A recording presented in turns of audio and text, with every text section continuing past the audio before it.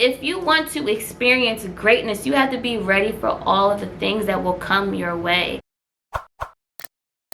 Places, please. Well, hello everyone, welcome back to my channel. My name is Kuyade Nora, your favorite virtual castmate, and in today's video I'm going to be sharing how I welcomed in this new year, hashtag 28 and great. Make sure that you click the red subscribe button and the bell notification so that you know whenever I upload a video, and add me on Instagram because that's where I let you into my life on how I am personally journeying to Broadway, amongst other things. As you all know by now, I took the month of June off to basically rediscover who I am and kind of tap into my creative life in a new way, because I feel like I've just kind of been treading on the same creative path and I need something to zhuzh it up a little bit. So I decided that in the midst of my career crisis / personal crisis / just life, that I wanted to enter into my birthday with some new energy. So I decided to run with the theme of 8 days of self-care. That was my way of pampering myself before going into my own new year. So on day one, I decided that I needed to just clean up my space. I felt like I was just sitting in a lot of work clutter. I just went on a binge of cleaning, and then at the end of the day, after work was done, I ran myself a lovely, luxurious self-love bath, and I made sure to state my intentions. I made sure to put in essential oils. I bought a pack of roses. I used my bath bombs. I played music. I had my sage. Now on to day two. So for day two, I actually took my journal, hopped in my car, and just watched the sunset. If you know the artist Jhené Aiko, last year Jhené released an album, and there's a song on the album called Speak, and she has a line in the song that struck me. Like the first time that I heard it, I was just in tears because I was like, oh my God, how amazing that God just allows for this to happen and we take it for granted. Look how the sun rises without asking, shine with so much passion, to bask in love.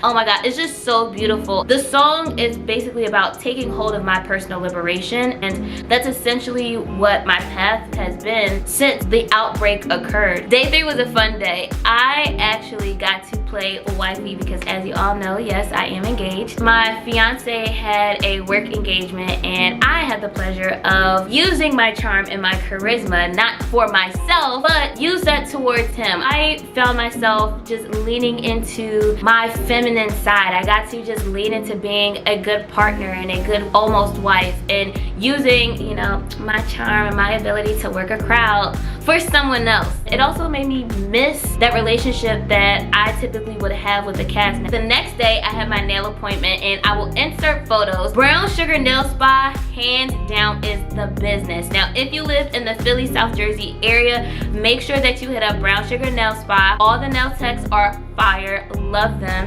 and I got my pedicure there, I got my nails done there. Honestly, the only thing missing is some champagne. So the next day, I had a hair appointment. Now, I'm used to just doing my own hair, but after a while, you just get so tired of servicing yourself. So I decided to hit up one of my homegirls to do my braids. She did an excellent job. She was super fast. It was nice to catch up with her because I hadn't seen her in years. After that, I went to dinner.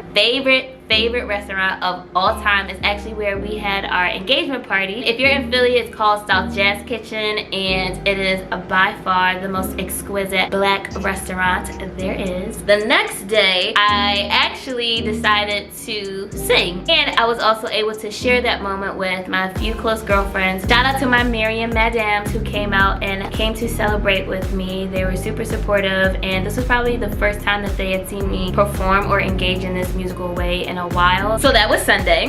On Monday, I scheduled a massage and a facial. I think I planned a pink Himalayan salt hot stone massage, and I think I did it for about 2 hours, and then I also did a facial as well, which was very interesting. The girl who was doing my facial was just like a little too chatty for my liking. My last self-care day, I planned a therapy session, and in the therapy session, what I did is I used that time to speak about all the things that I had accomplished from last birthday to this year and celebrate all of those things. I have a terrible habit of what's next.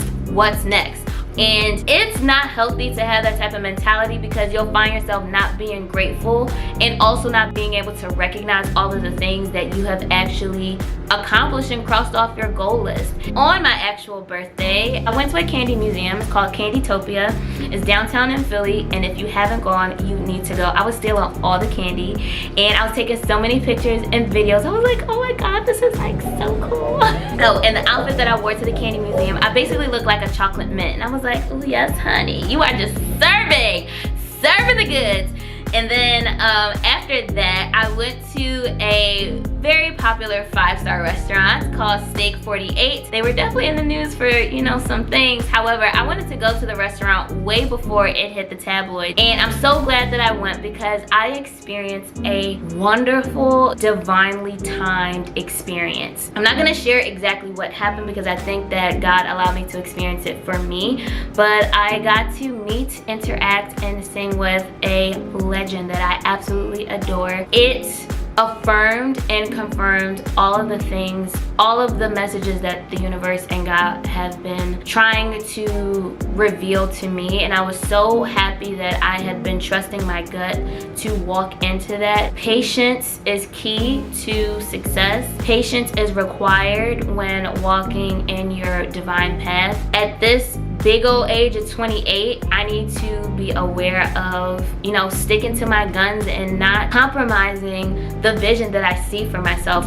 But in that particular sacred moment, oh my god, I can't even begin to state like what it did for me. And I will always remember that. I will always have that memory. I definitely journaled it, because there's no way I'm forgetting that.